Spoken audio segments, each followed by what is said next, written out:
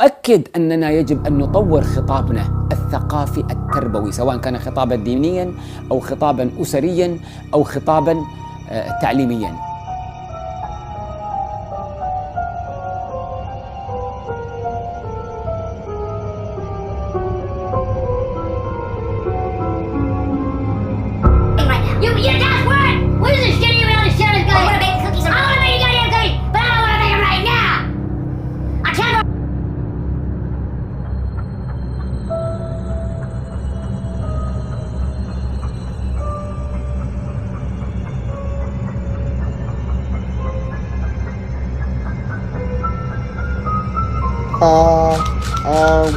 يمه خلاص شبعت.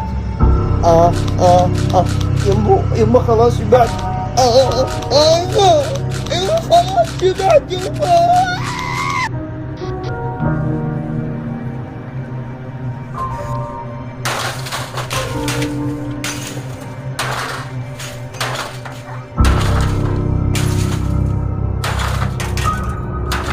يا عيال حرام عليكم، المرجلة وين؟ المرجلة وين؟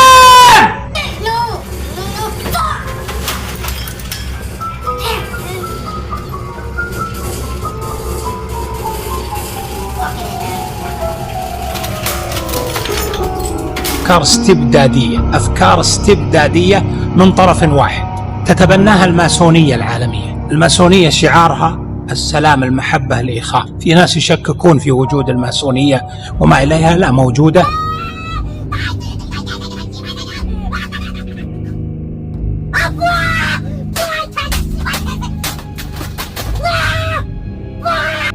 والآن تطورت تطور آخر غير نظمها في القرنين الماضيين. يقولون السلام والمحبة والإخاء. لا حول ولا قوة إلا بالله، وحسبنا الله، حسبنا الله ونعم الوكيل في المسؤولين. وما زلنا نتمنى أن يبعث الله لنا شبابا ورجالا كهؤلاء الذين قال عنهم خالد بن الوليد رضي الله عنه، الذين قال عنهم عمر رضي الله عنه يوما لما قال لأصحابه تمنوا، قال بعضهم أتمنى ملء هذا البيت مالا مسلما